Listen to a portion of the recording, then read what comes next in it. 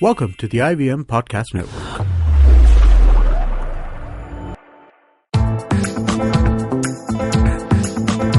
You're listening to the Podcast, presented by the Daily Pal.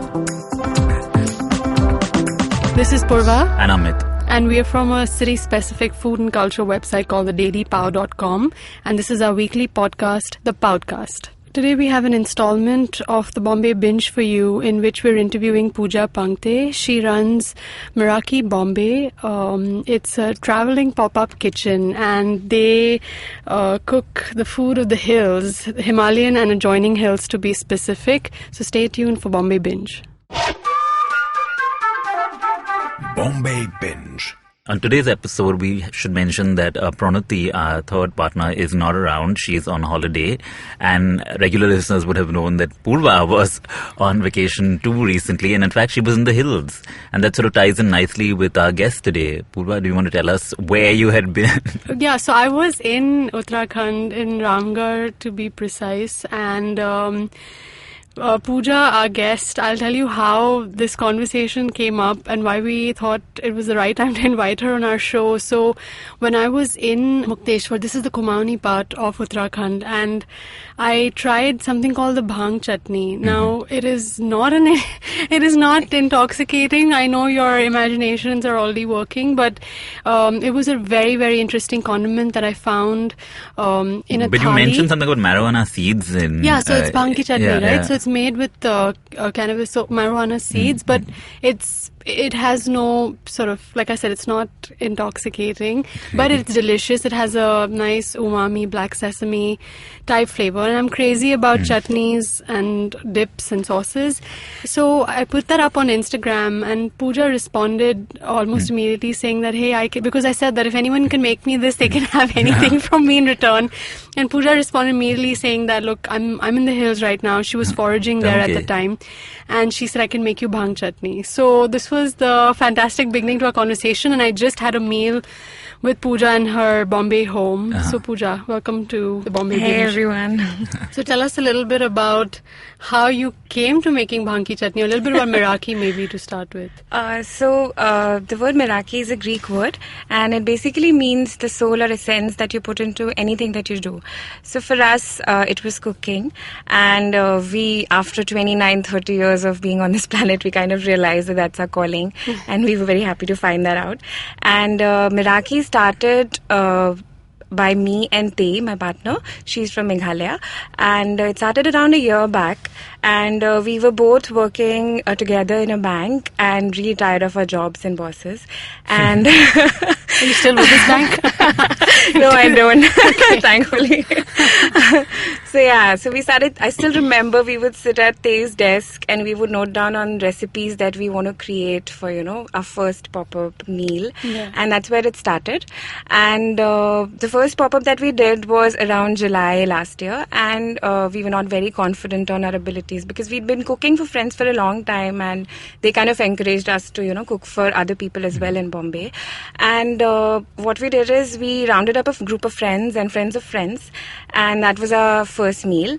We were cooking at 3 a.m. in the morning after a night out, and we were making actually Shillong style momos, which are these huge pork momos with, but you need to raise the dough a night before, so we couldn't sleep till we did that. So that's how it all started with the momos. But now I think we've come a long way. We've done pop-ups in 3 cities, in Pune, Delhi and Mumbai, and around 10 or 11 pop-ups. And we've also done a workshop in Goa focusing on ingredients from Uttarakhand and Meghalaya with Chef Manu at Serendipity Arts Festival. Okay. So what exactly is Kumaoni cuisine, though? If you can give us a brief sort of introduction to what are the typical ingredients that, or the kind of dishes that one would Is find. it primarily veg also? Maybe highlight So, that. if you look at a basic day-to-day Kumaoni meal, if you go to any Kumaoni house in any village, what you would be served is, you'd be served greens, you'd be served some form of lentils or pulses, rice, and some form of chutney and some fresh vegetables. Bhang chutney is everyday yeah. thing. It is an everyday thing. And we've got different types of bhang chutneys as well. So, and on special occasions, when you eat meat, you would mostly eat fish, like freshwater fishes. You would have trouts or some smaller fishes that are there in cold waters, or you would have mutton. But now with the introduction of chicken and all in the hills, a lot of people have started eating that as well. Yeah. And so if you had asked me when I was just out of my house, what dal do you eat mostly at home? If you ask anybody, I think from many regions, they would say arhar or tuar, I assume. Yeah. But I wouldn't be able to answer you because my mom would make a different dal every day, a different bean or dal every day. So, Right. and then we would have like combinations as well. And apart from just making the lentils and beans, we also focus a lot on the texture. So sometimes you would make a dal with the whole bean. Sometimes you would smash the beans. Sometimes you would crush them. Sometimes you would grind them. So there's kind of diversity in flavor. Okay. There's around like usual recipes if you talk about, there's like around 150 recipes that a Kumaoni woman cooks and uses in day-to-day life, and then there are branching out variations in each of those as well. And the greens that you mentioned, I mean, what are the greens mostly eaten? So there are a lot of wild greens, and then there are greens that we cultivate. Okay. So we've also met like a lot of botanists and done our homework and research to understand the cuisine better. And the last time I checked, there were around 94 varieties of wild edibles that Kumaoni and Garhwali people in Uttarakhand have. And I went to meet a botanist recently, and he corrected me saying that the number is 335. Oh, that's precise. Wow. Yeah. Okay. At this point. Yeah. And then there are cultivated, because you have a wide range of climatic zones. So you have lower Himalayas, lower hills, then you have the middle range, then you have the alpine range. Right. So different kind of produce and wild edibles in each of these ranges. Right. And then each village grows something which is of the same species but different. An average farmer in Kumaon, for instance, can grow up to 40 to 50 species of plants in his small farm for his own usage in a year. So that's the kind of diversity we're looking at. Yeah. You know, what's really interesting at this meal that you served in your home is that you yourself forage. And you know, you served us fiddlehead ferns. Now I've heard Gitika serves a fiddlehead in her meals, but this was the first time I actually saw the actual fern, and you had pickled them. So tell me a little bit about the foraging aspect of your. And also, like, what are the things that we'll find on your menu typically out of these 335? Hopefully, like, we would All of touch them. 100 soon. But yeah, so I mean, we've been for the past feast that we've done, we've used a lot of ingredients from Meghalaya as well as Uttarakhand and beyond. We've also ventured into Manipuri cuisine with our last pop-up. We tested out 8 to 10 recipes, 15 to 20 seasonal ingredients from Manipur through our friends and family, and then we kind of zeroed down on 2 recipes. So you would find obviously bhang, hemp. You would find perilla, which is also a very healthy condiment. Then you would find a wide variety of herbs, like we use Brahmi in Meghalaya. And then we have chameleon plant, which is a very interesting plant from Meghalaya. It's a vegetarian root of a plant, but it kind of, we make in Meghalaya, they had made a chutney with it, and it kind of tastes like fish. Oh. Okay. So yeah, Nice. so you've That's also interesting. Wow. So that's there. That's And why it's then- called the chameleon plant, because it sort of changes flavors. No, it stays the same. Then you have, like, from the northeast also, you have a wide variety of citrus. You have stinky beans, different types of beans, and then bamboo shoot, obviously. You we all introduced us to the Kilmora berry. know. Yeah, so if you talk about Kumaon specifically or Uttarakhand, Yeah. there's a lot of, in this season specifically, spring Yeah. and summer, there's a lot of berries. So there is Kilmora, Yeah. which is, the whole plant is used in folk medicine. So Yeah. right from the bark to the fruit to the roots, everything is used for different purposes. It tastes a bit like the karwanda, I thought. Yeah. So it has like sour, a little sweet, and Yeah. bitter taste all 3 in 1. Right. It looks a little like oval blueberry, small oval blueberry. Yeah. And then we have this, my favorite berry from the hills is hisalu, Yeah. which I used to pick when I was a kid.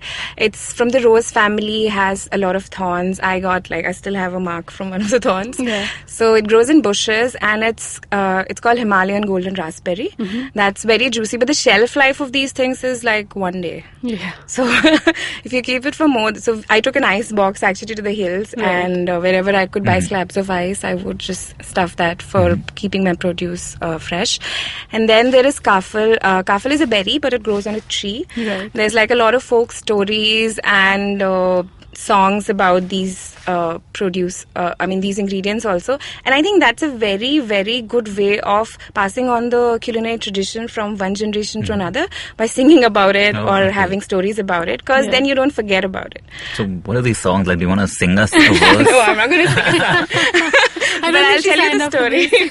But I'll tell you the story. The stories are very simple, like, you know how country songs are. It's kind of like that. So one song, which is like Kumaunis and Garhwalis have this dispute that it's theirs. Yeah. It would play in all the Kumauni and Garhwali weddings. So the song goes like, Bedu Pako Bar Masa, Kafal Pako Cheta, Meri Chela. So it's basically a newlywed bride singing to her husband, saying that passion fruit, which is not considered really good in the Uttarakhand hills because they think it's not that nutritious. It grows, fruits across the year, but Kafal only fruits in Chet season. So then after that she lingers on to different memories from her Maika, and she says that please take me to my mother's place.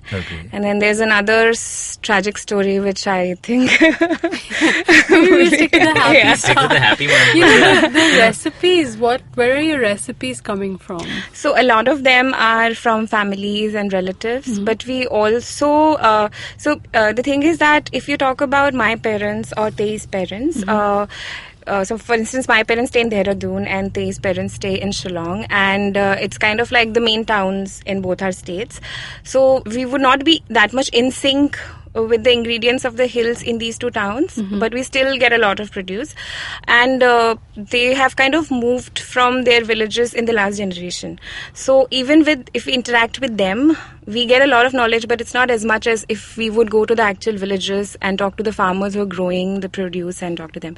So we've tried doing that. And when you were talking about ferns, how to forage, we went on a foraging trail with a local, and he basically taught us the subtle differences between poisonous ferns and edible ferns, and when we should pick them. If they're this big, you shouldn't pick them, and if you get the mature ones, you need to boil them, and all those subtle things. It's better to, so that's what our plan is. Next year we're planning to take a gap year and be in the hills for say 6 to 7 months in the seasons, and kind of gain more knowledge from the locals who are living the life that, you know. Hopefully you will be doing that after some time, so that people have enough opportunity to we check out your keep coming papa. back to Bombay. But, so are there similarities between Kumauni and Khasi food at all? I mean, that's the most interesting thing. So when we started Meraki, how it started, a big part of that was the simplicity or the minimalism in the food across the hills. So whether you eat Manipuri, Khasi, Jaintia or Kumauni food, the first thing that you'll notice is very, very simple. You try to focus on the main ingredient that you're cooking. You don't overpower it with a lot of masalas and stuff. So that's what, so they would cook sesame pork, I would cook my Kumauni dal, and it would go really well together. That's how Meraki came into being, and we want to showcase this minimal cuisine of the hills that is prevalent in India, especially when I was staying in Worli when I first moved to Bombay, and at that time there was no Cafe Zoe or Bombay Canteen, and you couldn't order in from nice places. So only things I would get is really bad Chinese or really bad multi-cuisine Indian food, oily and full of masalas. That's how it all started. So there's and especially in ingredients also, because they're part of the same hill range, right? So Central Himalayas and High Himalayas. So for example, Alpine range, if you go, there'll be a lot of similarities in Sikkimese and Alpine Uttarakhand food, and there are a lot of similarities between Central Himalayas and lower ranges and Meghalaya food, because it's similar kind of climatic zone. You know what, Pooja, there's one interesting comment you made that day. You said that the hill folk are not particularly proud or confident about their food, and you're trying to sort of set it up in a different way. So you have recently been to Uttarakhand, so you would have noticed how difficult it is to find local cuisine. Meal, So in Uttarakhand, if you see, there are 2 places in Kumaon where a lot of like highway people and truck drivers or bus drivers go, and they want the food from their homes. So there are a few dhabas that you can experience food, local food at. But I feel that across the hills, people have this, they really love their food, but they feel that outsiders might not appreciate it as much. They see it as a weakness that the food is simple, but in fact we see it as a strength that the food is this simple. If after a meal you don't, even if you eat a lot, you don't feel really heavy and sick the next day, I think that means that you've had a good meal. Yeah. Bring them to Bandra and introduce them to a hipster, and they'll change your mind. They'll change their mind. But you were talking about like having two formats for your pop-ups, right? Like you have something called the alt foods. So do you want to talk a little bit about that? So, because that you have an all food coming up in July, we should say. So you can attend one of Meraki's meals really soon. But let Pooja tell you more of that. So all foods is basically the concept. So we've been doing community feasts. We call our pop-up meals feasts. So we've been doing community feasts. Like if you go to a Khasi wedding or if you go to a Kumaoni wedding, you would sit together and lay out the food, and whoever wants to have whatever of how much. That was our usual format. But we've kind of branched out because some things go together well and all. So we've kind of branched into this alt foods kind of format of the feast, wherein we try to consciously focus on alternative ingredients from the hills, culinary practices and recipes, and preservation techniques. So that's how it came into being, and pre-plated meals. And so I just wanted to mention this podcast that I listened to recently. It was by Simran Sethi. Simran Sethi was the guest on the podcast, and she mentioned this thing. She went to Walmart and she did this research, and she basically found out that Walmart has 150 varieties of yogurt, and all of them, 90% of them, use the milk from only one breed of cow. And so the diversity in terms of the food that we eat, in the last century we've lost 2.5 lakh varieties of plant species. You know that dodo is extinct now. Tigers are, in endangered list, and pandas, but there's a lot of awareness about that. But nobody cares about if a plant species dies. There are currently 230 varieties of rajmas that are being grown by small farmers in the hills for their own usage, but nobody talks about that. Yeah, I bought back some Munsiari rajma. I have, you told me about it. It's a creamier rajma. So it just takes one whistle to cook. So you're specific. These all food sort of meals, they specifically look at alternative or the lesser known ingredients. And for example, instead of rice, we would serve you millets. Okay. Healthier options. Yeah. Even if we are serving you rice, we would say since for the next all foods we want to focus on food from Meghalaya. They's made a list of recipes which are not very well known outside of Meghalaya. So for example, even if we are serving rice, we wouldn't serve the way we eat rice. We would serve putharo, which is basically made on a vessel. It's a steamed rice bread, and the vessel comes only from one particular village because that village's clay in the Jaintia Hills is what is used to make that vessel. So we want to highlight such unique things that are present in our hills. So that's where alt is basically for alternative, like those kind of practices and traditions that we have in the hills. So how can we sign up for this pop-up? So we are very active on Instagram and Facebook, and our handle on Instagram is Meraki Bombay, and same is on Facebook as well. And we also are available, if you want to be added to our guest list, you could just drop us a line at meraki.bombay@gmail.com. And we create events on Facebook, and we post our menus and details on Instagram as well. Okay, so the next one, the July one, will be up soon. Yeah. Great. Okay, so thanks for being on our show, Pooja. Thank you so much. You know where you need to go if you want to try maybe bhang chutney at your... Is that a regular part of your menu? It is actually. Is it now? No, it's always been. It's always been there. Great. Thanks so much for being on. Thanks for having me. We'll be back next week.